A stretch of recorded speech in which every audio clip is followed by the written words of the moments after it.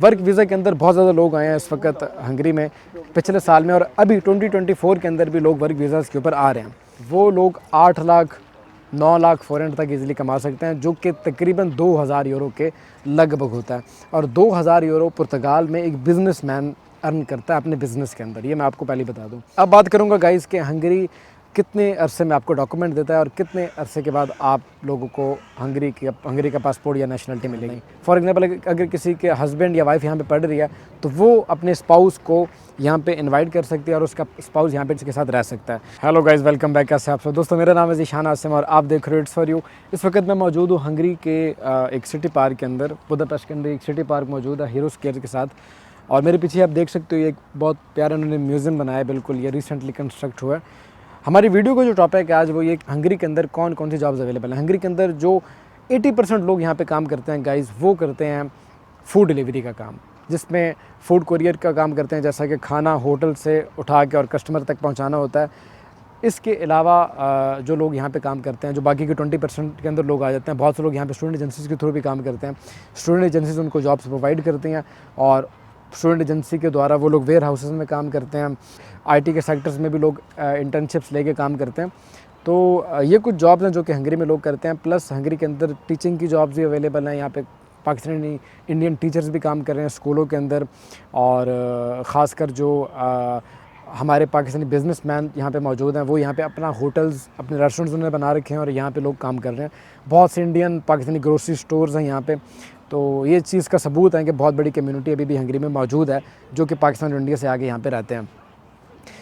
Hungary में आने वाले जो सबसे ज़्यादा लोग हैं उनकी तादाद, स्टूडेंट्स वीज़ा के ऊपर जो लोग आते हैं उनकी तादाद बहुत ज़्यादा है। लेकिन पिछले साल 2023 के अंदर जो बहुत ज़्यादा लोग आए हैं, उनमें वर्क वीज़ा के अंदर जो लोग आए हैं उनकी तादाद बहुत ज़्यादा थी। वर्क वीज़ा के अंदर बहुत ज़्यादा लोग आए हैं इस वक्त हंगरी में पिछले साल में, और अभी 2024 के अंदर भी लोग वर्क वीज़ाज़ के ऊपर आ रहे हैं। तो हंगरी में जो लोग आते हैं स्टडी वीज़ा के ऊपर, वर्क वीज़ा के ऊपर, और तीसरे नंबर पर आते हैं डिपेंडेंट वीज़ा के ऊपर। फॉर एग्जांपल, अगर किसी के हस्बैंड या वाइफ यहाँ पे पढ़ रही है तो वो अपने स्पाउस को यहाँ पे इनवाइट कर सकती है और उसका स्पाउस यहाँ पे डिपेंडेंट वीज़ा पे उसके साथ रह सकता है।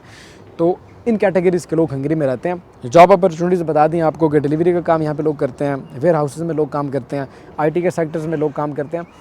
एक कंपनी है यहाँ पे सैमसंग की, वहाँ पे भी लोग वेयर हाउस में काम करते हैं और पाकिस्तान से भी लोग वर्क वीज़ा लेके आते हैं इस काम का।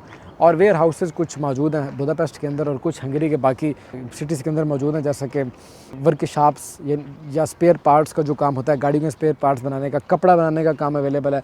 शीशे की फैक्ट्री के अंदर लोग यहाँ पे आके काम करते हैं। तो जॉब अपॉर्चुनिटीज़ हैं हंगरी के अंदर। इसके साथ गाइज जो सबसे इंपॉर्टेंट चीज़ कि हंगरी में मिनिमम वेजेस कितनी है। हंगरी कंट्री के अंदर अगर आप काम करते हो तो छोटे से छोटे काम की भी जो आपको सैलरी मिलती है वो 2,70,000 ये मिनिमम वेज है। 270 मिनिमम वेजेस हैं, और इसके बाद अगर आप ओवर टाइम लगाते हो कंपनी के अंदर या कोई और मतलब प्लस में आप पार्ट टाइम जॉब करते हो तो आप अच्छी खासी इनकम कर सकते हो। उसी की निस्बत अगर आप एवरेज सैलरी निकालो यहाँ पे जो डिलीवरी का है, जो कि 80% लोग हंगरी में फूड डिलीवरी का काम करते हैं, तो जो फूड डिलीवरी का लोग काम करते हैं वो यहाँ पे मिनिमम वेजेस पे गर्मियों के अंदर भी 5 साढ़े 5 लाख फ़ॉरेन आराम से कमा लेते हैं। और जो लोग मोटरसाइकिल पे काम करते हैं और हार्ड वर्क करते हैं वो लोग 8 लाख 9 लाख फ़ॉरेन तक इजीली कमा सकते हैं, जो कि तकरीबन 2000 यूरो के लगभग होता है। और 2000 यूरो पुर्तगाल में एक बिज़नेसमैन अर्न करता है अपने बिज़नेस के अंदर, ये मैं आपको पहले बता दूँ। तो हंगरी के अंदर सैलरीज़ बहुत अच्छी हैं पुर्तगाल की निस्बत, और जॉब अपॉर्चुनिटीज़ भी बहुत अच्छी हैं। अब बात करूंगा गाइस कि हंगरी कितने अरसे में आपको डॉक्यूमेंट देता है और कितने अरसे के बाद आप लोगों को हंगरी का पासपोर्ट या नेशनलिटी मिलेगी। अब गाइस हंगरी के अंदर अगर आप आते हो तो हंगरी आने के बाद, क्योंकि हंगरी ऑफ कोर्स आप लीगल तरीके से आ सकते हो, यहाँ पे पुर्तगाल की तरह का कोई फाइल लॉक का सिस्टम नहीं होता, आपको पाकिस्तान से वीज़ा लेके ही आना पड़ता है या इंडिया से। अब वीज़ा लेके आते हो, यहाँ आने के बाद आपको 1-2 हफ्ते के अंदर आपका पहला TRC कार्ड मिल जाता है। उस TRC कार्ड के ऊपर आपको यहाँ पे लीगल तरीके से फुल टाइम 3 साल अगर आप टैक्स पे करते हो, यानी कि अगर आप फुल टाइम के ऊपर 3 साल यहाँ पे स्पेंड करते हो, स्टूडेंट का जो टाइम काउंट होता है वो आधा टाइम काउंट होता है, वो फुल टाइम काउंट नहीं होता। फॉर एग्जांपल अगर स्टूडेंट के 3 साल हैं तो वो यहाँ पे 1.5 साल काउंट होंगे। तो अगर आपको जो फुल टाइम काउंट होगा वो स्टडी के ऊपर अगर आप यहाँ पे 6 साल लगाते हो तो वो तब जाके 3 साल बनेंगे। और अगर आप यहाँ पे सेल्फ की वीज़ा के ऊपर हो, सेल्फ एम्प्लॉयमेंट की वीज़ा के ऊपर या वर्क वीज़ा के ऊपर, वो आपका फुल टाइम काउंट होगा। और आप 3 साल हंगरी कंट्री के अंदर रहने के बाद, 3 साल टैक्स पे करने के बाद आप यहाँ पे PR के लिए अप्लाई कर सकते हो, जो हंगरी की नेशनल PR है। लोगों को, बहुत से लोगों को भी रिसेंटली देखने में आया कि पीआर मिल रही है। बुदापेस्ट के अंदर और बुदापेस्ट से बाहर काफ़ी सारे छोटे सिटीज़ में भी लोगों को पीआर मिली है। मैंने अभी रिसेंटली लोगों से सुना है। पहले इतना हंगरी का फैशन नहीं था, इतना रुझान नहीं था हंगरी में लोगों को, लेकिन अब लोग आ रहे हैं और लोगों को पीआर भी यहाँ पे मिल रही है। तो इस बात का ये सबूत है कि हंगरी कंट्री भी पेपर देता है। अगर आप यहाँ पे स्टे करो, लीगल स्टे करो और आपके ऊपर कोई पुलिस क्राइम रिपोर्ट नहीं होनी चाहिए, आपने टैक्स प्रॉपर पे किया हो, आपको कोई बकाया याद ना हो टैक्स सिस्टम के अंदर, तो आप यहाँ पे पीआर अप्लाई कर सकते हो। 3 साल यहाँ गुजारने के बाद आप हंगरी की पीआर अप्लाई कर सकते हो और पीआर अप्लाई करने के बाद आपको मज़ीद 7 महीने वेट करना होगा। 7 महीने के बाद आपको पीआर का रिज़ल्ट मिलेगा। इसके बाद गाइज़ अगर आपको हंगरी का पासपोर्ट चाहिए तो उसके लिए फिर उस पीआर के ऊपर आपको मज़ीद 3 साल स्टे करना होगा।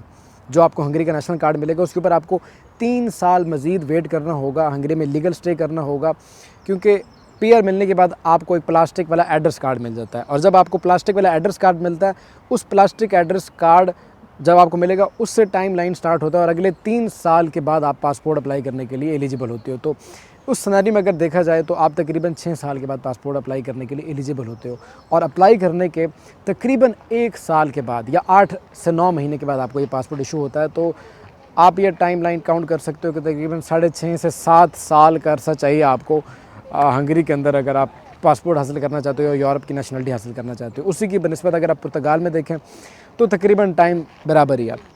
ऑफ कोर्स मैं समझता हूँ हंगेरियन लैंग्वेज डिफ़िकल्ट है पुर्तगीज़ लैंग्वेज की निस्बत। हंगरी में बहुत बड़ा लैंग्वेज बैरियर है और पुर्तगाल में इतना बड़ा लैंग्वेज बैरियर नहीं है। पुर्तगाल में बहुत ज़्यादा रिफ्यूजीज़ हैं, बहुत ज़्यादा माइग्रेंट्स हैं, हंगरी में बहुत कम है। इसलिए लोगों को लगता है कि शायद यहाँ पे लोग इसलिए नहीं रहते, ये इसलिए भाग जाते हैं कि हंगरी में अपॉर्चुनिटी नहीं है या यहाँ पे पेपर्स नहीं मिलते। यहाँ पे पेपर मिलते हैं अगर आप लीगली स्टे करो, यहाँ पे आपको डॉक्यूमेंट मिलते हैं। सैलरीज़ पुर्तगाल की निस्बत बहुत बेहतर हैं। पुर्तगाल में अब इस वक्त इतने लोग आ चुके हैं कि यकीन माने वो लोग डिसहार्ड हो गए, बहुत से लोग उनमें से तो वापस अपनी कंट्रीज़ में चले जाते हैं। जब उनको नज़र आता है कि पुर्तगाल में वो कुछ ना कर पाएंगे तो वो अपनी कंट्रीज़ वापस चले जाते हैं। मैं आपको डिमोटिवेट नहीं कर रहा, आपको पुर्तगाल बेहतर लगता है आप पुर्तगाल जाओ, आपको हंगरी बेहतर लगता है आप हंगरी जाओ। अगर वीडियो अच्छी लगी हो तो वीडियो को लाइक कीजिएगा और अपने कमेंट सेक्शन में आप प्लीज़ ज़रूर बताइएगा कि आपके जो भी रिमार्क्स हैं हंगरी कंट्री को लेके या पुर्तगाल को लेके, जो भी आप लोगों की क्वारीज़ हैं, कोई भी क्वेश्चन, कोई भी आप लोगों को कोई भी सवाल जो आपको समझ नहीं आई चीज़, आप कमेंट सेक्शन में लिखो। और अगर आप मेरे साथ 1-to-1 कॉल पे बात करना चाहते हो तो उसके लिए आपको इस ईमेल एड्रेस के ऊपर अपॉइंटमेंट बुक करनी होगी और मैं खुद कॉल करूँगा आपको। इसी के साथ अब ज़िशान आसिम को दीजिएगा इजाज़त। मिलते हैं इस तरीके की अगली वीडियो में, तब तक के लिए टेक केयर, बाय बाय।